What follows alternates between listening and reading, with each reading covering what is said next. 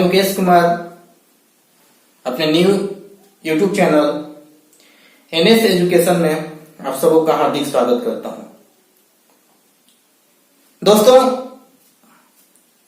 मैं आज से यूट्यूब के जरिए आप लोगों को मैथमेटिक्स पढ़ाऊंगा, जिसमें फर्स्ट चैप्टर मैंने ऐसा चूज किया है जो लगभग हर किसी के लिए कारगर हो, यानी जीरो लेवल से लेकर हाई लेवल तक के लोगों के लिए ये चैप्टर उपयोगी है। इस चैप्टर का नाम है नंबर सिस्टम, यानी संख्या पद्धति। तो संख्या पद्धति का जब हम स्टडी शुरू करेंगे तो सबसे पहले हमारे जहन में ये क्वेश्चन आएगा, ये प्रश्न आएगा कि संख्या क्या होता है, व्हाट इज नंबर। तो चलिए हम इस प्रश्न का जवाब देते हैं। संख्या, तो संख्या एक गणितीय विचार है। संख्या क्या है? तो संख्या एक गणितीय विचार है जिसकी सहायता से हम किसी चीज की मात्रा को व्यक्त करते हैं। ठीक है, अगर इंग्लिश डिफिनेशन को देखा जाए तो number is an mathematical idea to represent anything like quantity. तो किसी भी चीज की मात्रा को शो करने के लिए, दर्शाने के लिए, प्रेजेंट करने के लिए जिस मैथमेटिकल आइडिया का हम लोग उपयोग करते हैं वो संख्या है। चाहे वो मापन हो, गणना हो या जो चीज भी हो, उस सबके लिए हम जिस चीज का उपयोग करते हैं वो संख्या है। इसके बाद संख्या का स्टडी हम लोग कई रूपों में करते हैं, कई तरह से करते हैं। बहुत सारी संख्याएं होती हैं, वो कौन कौन सी हैं? तो एकेडमिक क्लास में भी हमने बहुत सारी संख्याओं के बारे में पढ़ा है।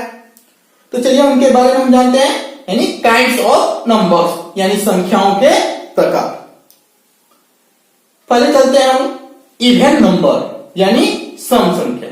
इसके बाद पहले हम नंबर्स के बारे में जान लेते हैं, इसके बाद इसका डेफिनेशन पढ़ेंगे, इसका कॉन्सेप्ट पढ़ेंगे। ठीक है, इवन नंबर यानी सम संख्या। इसके बाद ऑड नंबर, ऑड नंबर यानी विषम संख्या। नेचुरल नंबर, नेचुरल नंबर यानी प्राकृतिक संख्या। होल नंबर, होल नंबर यानी पूर्ण संख्या।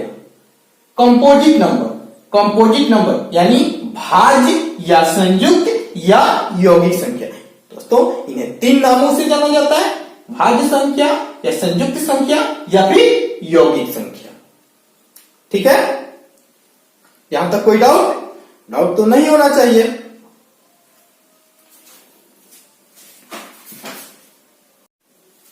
कंपोजिट नंबर के बाद प्राइम नंबर, यानी अभाज्य संख्या या ऋण संख्या या प्राकृतिक संख्या, यानी इन्हें तीन नामों से जाना जाता है। ठीक है, अब प्राइम नंबर यानी अभाज्य संख्या कहा जाए या ऋण संख्या कहा जाए या प्राथमिक संख्या कहा जाए, यह तीनों नामों से जाना जाता है। इसके बाद रेशनल नंबर, रेशनल नंबर यानी परिमेय संख्या। ठीक है, इसके बाद इरेशनल, इरेशनल नंबर यानी अपरिमेय संख्या। ठीक है, इसके बाद रियल नंबर, रियल नंबर यानी वास्तविक संख्या। और अंततः एक और नंबर हम लोग पढ़ लेते हैं, परफेक्ट नंबर यानी संपूर्ण संख्या। ठीक है दोस्तों, ऐसा नहीं है कि संख्याओं का इतना ही श्रेणी है, यही प्रकार है। और भी संख्या जैसे ट्विन प्राइम हुए। ठीक है, हम अभी इस क्लास में इतनी संख्याओं के बारे में चर्चा करते हैं, और इन संख्याओं के बारे में पढ़ने से पहले कुछ ऐसे फैक्ट हैं जिनके बारे में जानना हमारे लिए जरूरी है। ठीक है, वो है जैसे इंटीजर, इंटीजर यानी पूर्णांक। इंटीजर क्या होता है, पूर्णांक क्या होता है? तो all the counting numbers, all the counting numbers and negative numbers with zero is called integer. यानी पूर्णांक क्या कहा जाएगा? तो शून्य, प्राकृतिक संख्या तथा ऋणात्मक संख्याओं के संग्रह को कहा जाए तो पूर्णांक कहा जाता है। ठीक है, पूर्णांक यानी पूर्ण अंक, चाहे वो प्लस में हो या फिर माइनस में, यानी वो धनात्मक हो या फिर ऋणात्मक हो, साथ ही साथ उसमें शून्य यानी जीरो भी इंक्लूड होता है। ठीक है, और इसके बाद एक और है डिजिट, डिजिट यानी अंक। अंक क्या कहलाते हैं? तो 0, 1, 2, 3, 4, 5, 6, 7, 8, 9। ठीक है, यानी 0, 1, 2, 3, 4, 5, 6, 7, 8 एंड 9 आर कॉल्ड डिजिट्स। गणित में 0, 1, 2, 3, 4, 5, 6, 7, 8, 9 को क्या कहा जाता है? अंक कहा जाता है। इन्हीं अंकों की सहायता से हम बड़ी से बड़ी संख्याओं का निर्माण करते हैं और ये अंक जो है संख्याओं की श्रेणी में भी आते हैं। ठीक है, इसके बाद हम लोग चर्चा करते हैं, जैसे संख्याओं के बारे में हम लोगों ने पढ़ा कौन कौन संख्या, अब उन संख्याओं को हम लोग कैसे डिफाइन करेंगे, उनका कॉन्सेप्ट क्या होगा, उस चीजों के बारे में हम लोग स्टडी करते हैं, पढ़ते हैं। ठीक है, चलिए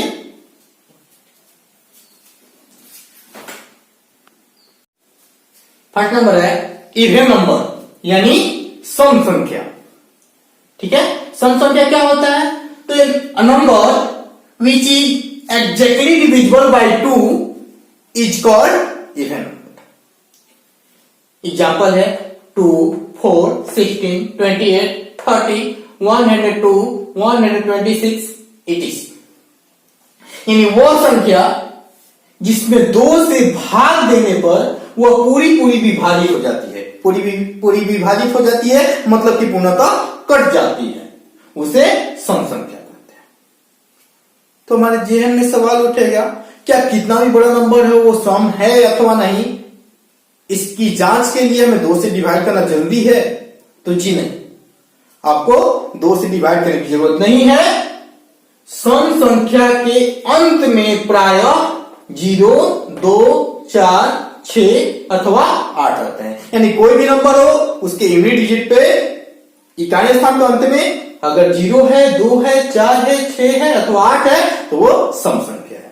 ठीक है, एग्जाम्पल दोनों जगह सेम दिया गया है ताकि कोई कंफ्यूजन ना हो, लेकिन ऐसा नहीं है कि एग्जाम्पल सीमित है, आप जो भी चाहें वो एग्जाम्पल दे सकते हैं, लेकिन ये याद रखना होगा उसके लास्ट में 0, 2, 4, 6 अथवा 8 है।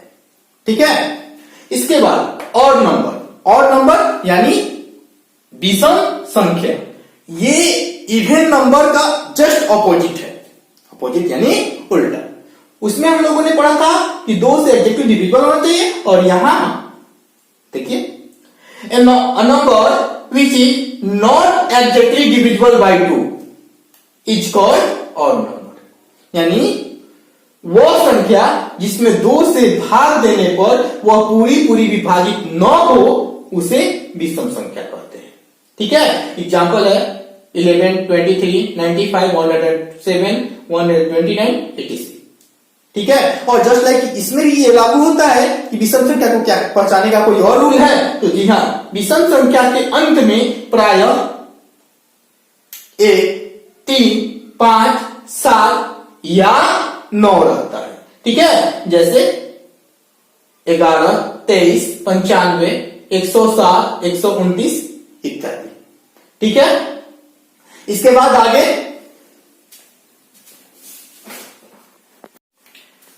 नेचुरल नंबर यानी प्राकृतिक संख्या। इसका डिफिनेशन हम कैसे देंगे? All the counting numbers are called natural numbers. यानी गिनती की सभी संख्याओं को प्राकृतिक संख्या कहते हैं। यानी जब हम काउंट करने के लिए जिस नंबर्स का उपयोग करते हैं उसे काउंटिंग नंबर या नेचुरल नंबर भी कहा जाता है। ठीक है, वो 1 से प्रारंभ होता है और इसका अंत जो है अनंत, यानी अनंत का मतलब ही होता है जिसका अंत न हो। ठीक है, अनंत पर होता है, जैसे 1, 2, 3, 4, 5, 6, 7 ऐसे डॉट डॉट, यानी कि अनंत तक ये जा सकता है। ठीक है, तो नेचुरल नंबर को काउंटिंग नंबर भी कहा जाता है जो 1 से प्रारंभ होता है और इसका अंत अनंत पर होता है। ठीक है, इसके बाद होल नंबर यानी पूर्ण संख्या। तो होल नंबर जो है प्राकृतिक संख्या से मिलता जुलता है, थोड़ा सा डिफरेंट है। All the counting numbers with 0 यानी शून्य के साथ प्राकृतिक संख्याओं के समूह को, समुच्चय को क्या कहा जाता है? पूर्ण संख्या कहा जाता है। ठीक है, इसमें डिफरेंट क्या है? वो 1 से प्रारंभ होता है और ये पूर्ण संख्या जो है 0 से प्रारंभ होता है। ठीक ठीक है। तो प्राकृत संख्या को कलेक्शन में अगर हम शून्य को शामिल कर देते हैं तो जो कलेक्शन में प्राप्त होता है उसे कहा जाता है पूर्ण संख्या। जो नोट में दिया गया है कि पूर्ण संख्या शून्य से प्रारंभ होता है और इसका अंत कहां पे होता है, अनंत पर होता है, ठीक है। कंपोजिट नंबर यानी संयुक्त संख्या। संयुक्त संख्या को अन्य नाम से भी जाना जाता है, जैसे इसे भाज्य संख्या और यौगिक संख्या भी कहा जाता है। इसको हम लोग कैसे डिफाइन करेंगे, तो all the numbers having more than 2 factors, ठीक है। All the numbers having more than 2 factors are called composite numbers, ठीक है। एग्जांपल है 4, 6, 8, 9, 10, 12, 14, 15 etc। यानी वह संख्या जिसके कम से कम 2 से अधिक अपोर्तक यानी कि गुणनखंड हो उसे संयुक्त संख्या कहते हैं। जैसे 4, 6, 8, 9, 10, 12, यानी जैसे अगर हम 4 को लेते हैं तो 4 कितना से डिवाइड होगा, 1 से, 2 से और 4 से, यानी इसके कितने फैक्टर हुए, 3 3 हो, 4 हो, 5 हो, जितना भी हो, लेकिन 2 से ज्यादा होना चाहिए। जिसके 2 से ज्यादा फैक्टर हो जाएंगे वो क्या कहलाएगा, कंपोजिट नंबर यानी कि संयुक्त संख्या या यौगिक संख्या या भाज्य संख्या कहा जाएगा, ठीक है। इसके बाद प्राइम नंबर यानी अभाज्य संख्या। अभाज्य संख्या क्या कहलाएगा, प्राइम नंबर किसे कहा जाता है, तो all the numbers having only 2 factors, यानी वैसी संख्याएं जिसके सिर्फ 2 फैक्टर हो, ओनली 2 फैक्टर्स हो, which is only divisible by 1 and themselves, यानी जो एक से कटे और स्वयं से कटे, इसके अलावा और किसी अन्य संख्या से वो विभाजित न हो, आर कॉल्ड प्राइम नंबर्स। यानी जो है वह संख्या जिसके सिर्फ 2 अपोर्तक हो, अर्थात जो सिर्फ 1 तथा स्वयं से ही विभाजित हो, उसे अभाज्य संख्या कहते हैं। एग्जाम्पल्स में हम लोग लिखे 2, 3, 5, 7, 11, 13, 17, 19, यानी वे सभी संख्याओं को अगर हम फैक्टर रूप में देखेंगे तो 2 का कितना फैक्टर होता है, 1 और 2, यानी 2 हुए सिर्फ, 3 का तो 1 और 3, 5 का तो 1 और 5, 7 का 1 और 7, 11 का 1 और 11, यानी जो भी अभाज्य संख्या होते हैं उसके 2 ही फैक्टर होते हैं, एक तो 1 और एक दूसरा स्वयं खुद, ठीक है। आगे चलते हैं रेशनल नंबर यानी परिमेय संख्या। क्या होता है, तो the number which is in the form of p by q और written in the form of p by q where p and q are integer and q not equal to 0 is called rational number. Hindi में देखें तो वह संख्या जो या तो p by q के रूप में हो या फिर उसे p by q के रूप में लिखा जा सके, जहां p तथा q दोनों क्या होना चाहिए, पूर्णांक हो तथा q नॉट इक्वल टू 0 हो, उसे परिमेय संख्या कहते हैं। जैसे 1/2, -3/4, 5/6, -11/15, 5 -2 इत्यादि। यानी वैसी समस्त संख्या जो या तो फ्रैक्शन यानी बाटा के रूप में हो या फिर उसे बाटा के रूप में लिखा जा सके, जहां अंश और हर यानी नोमिनेटर और डिनोमिनेटर दोनों होना चाहिए, इंटीजर यानी पूर्णांक होना चाहिए, पूरा अंक होना चाहिए, चाहे वो प्लस हो या फिर माइनस हो, ठीक है। ये तथा साथ ही साथ ये होना चाहिए q नॉट इक्वल टू 0, यानी नीचे का जो संख्या होना चाहिए, हर में जो होना चाहिए वो 0 के बराबर नहीं होना चाहिए, ठीक है।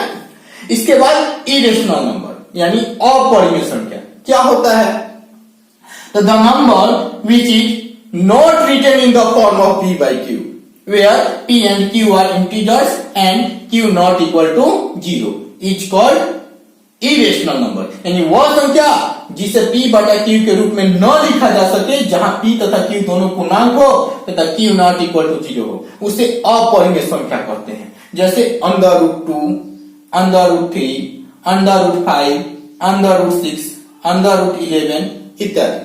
यानी रूट के अंदर वैसी समस्त संख्याएं जो परफेक्ट स्क्वायर न हो, जिसका पूरा वर्गमूल न निकाला जा सके, वो समस्त संख्याएं अपरिमेय संख्या यानी इरेशनल नंबर होती हैं। इसके अलावा वैसी संख्याएं जिसका दशमलव प्रसार अनुवसानी अनावर्ती हो, वे संख्याएं भी अपरिमेय संख्याएं कहलाती हैं, ठीक है। रियल नंबर यानी वास्तविक संख्या।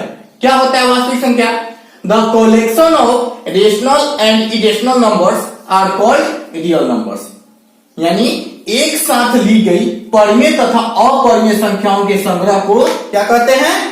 वास्तविक संख्या कहते हैं। यानी वास्तविक संख्या के अंतर्गत परिमेय और अपरिमेय दोनों संख्याएं सम्मिलित होती हैं। अगर कोई परिमेय संख्या है, पूछा जाए कि ये वास्तविक है, तो जी हाँ है। और अगर अपरिमेय संख्या भी है, अगर ये पूछा जाए कि ये वास्तविक है, तो जी हाँ वो भी वास्तविक है। यानी वास्तविक संख्या के अंतर्गत परिमेय संख्याएं और अपरिमेय संख्याएं दोनों प्रकार की संख्याएं सम्मिलित होती हैं। ठीक है, जैसे 1/2 ये परिमेय है, -3/4 परिमेय है, 5 क्या है? परिमेय है, √2 ये अपरिमेय है, √6 ये क्या है? अपरिमेय है। लेकिन अगर टोटलिंग को एक साथ कहा जाए तो ये क्या है? वास्तविक संख्या है। इसके बाद परफेक्ट नंबर यानी संपूर्ण संख्या क्या होता है? तो the number which sum of all factor is twice that number is called perfect number. यानी वह संख्या जिसके सभी गुणनखंडों का योग उस संख्या का दोगुना हो उसे संपूर्ण संख्या कहते हैं। जैसे 6, 28 इत्यादि।